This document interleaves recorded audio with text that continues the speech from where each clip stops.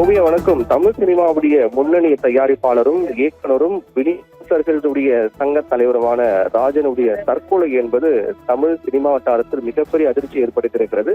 பொதுவாக அவர் அனைத்து நிகழ்ச்சிகளிலும் யூடியூப் சேனல்களிலும் மிக தைரியமாக தன்னுடைய கருத்துக்களை அவர் ஆணைத்தரமாக முன்வைக்கக்கூடிய ஒரு நபர் தான், மிக தைரியமான நபர் என்றுதான் அவர் அறியப்பட்டு வந்தார். அவருடைய தற்கொலை என்பது ஏற்றுக்கொள்ள முடியாத மிகப்பெரிய பேரதிர்ச்சியை சினிமா வட்டாரத்தில் ஏற்படுத்தியது என்பதில் மாற்று கருத்தில்லை. அப்போது அவர் தற்கொலை செய்து கொண்டவுடன் அந்த தற்கொலைக்கான காரணம் என்ன என்பது குறித்து சில தகவல்கள் வெளியானது. அதாவது கடன் பிரச்சனை காரணமாக அவர் தற்கொலை செய்து கொண்டார். அவருடைய சினிமா வாழ்க்கையினுடைய ஆரம்ப கட்டத்தில் அவர் அதிகமாக சம்பாதித்திருந்தாலும் கூட அதற்கு பிறகு அவருக்கு ஏற்பட்ட அந்த பண நெருக்கடி, பொருளாதார நெருக்கடி காரணமாக கடன் பிரச்சனையில் ஆளானார். அதனால் அவரால் கடன் கட்ட முடியாமல் கடன் பிரச்சனை காரணமாக தற்கொலை செய்து கொண்டார் என்றுதான் கூறப்பட்டது.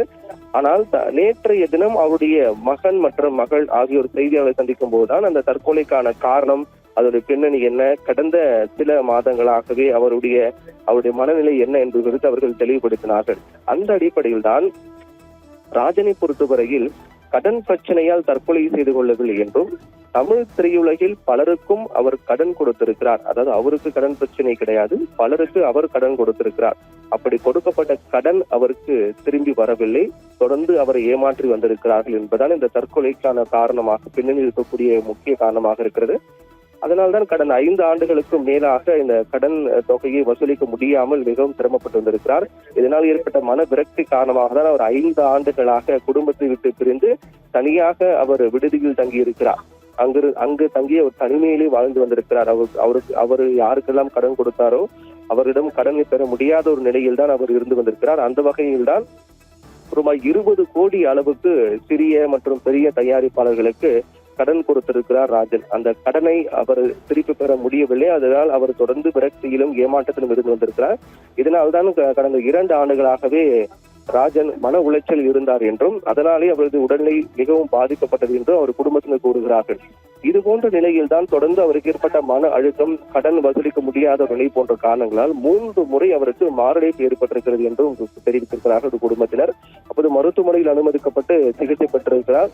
அப்போது கூட அவர் தொடர்ந்து அவருக்கு அந்த சிகிச்சை எல்லாம் வழங்கப்பட்ட அந்த நேரத்தில் கூட கடன் திருப்பி தர மறுக்கிறார்கள், திருப்பி பெற முடியலே என்று அவர் வேதனையெல்லாம் வெளிப்படுத்தியிருக்கிறார்.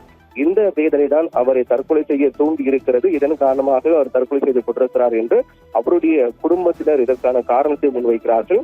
என்றால் யார் யாருக்கு அவர் கடன் கொடுத்திருக்கார் என்பதற்கான அனைத்து ஆதாரங்களும் அவருடைய குடும்பத்தினர் வைத்திருப்பதாகவும், அதனால் உடனடியாக வசூலித்து தர நடவடிக்கை எடுக்க வேண்டும் என்று அவர்கள் கோரிக்கை வைத்திருக்கிறார்கள். இப்படிப்பட்ட ஒரு நிலையில் தான், அதாவது சினிமா வட்டாரத்தை பொறுத்தவரையில் பலரும் அதிக பொருளாதார வசதியாக இருக்கக்கூடிய பலரும் சினிமா வட்டாரத்துக்குள்ளாகவே கடன் கேட்பவர்கள், பெரிய பெரிய தயாரிப்பாளர்களுக்கு அதுபோல் கடன் கொடுப்பது என்பது வழக்கமான ஒன்றுதான்.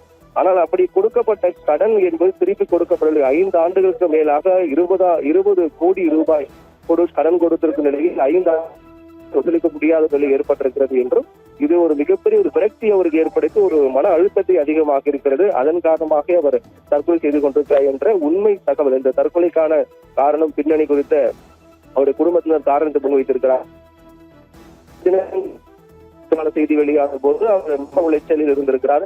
கடன் பிரச்சனை அவருக்கு ஏற்பட்டிருக்கு. அவர் கடன் வாங்கியிருக்கிறார், திருப்பி கொடுக்க முடியாத நிலையில் இருந்தார் என்று கூறப்பட்டது. ஆனால் அவருடைய குடும்பத்தார் கூறும்போதுதான் இந்த தற்கொலைக்கான பின்னணிக்கானது பெரிய டிப்ஸ் என்பது இருக்கிறது என்பதும் பார்க்க முடிகிறது.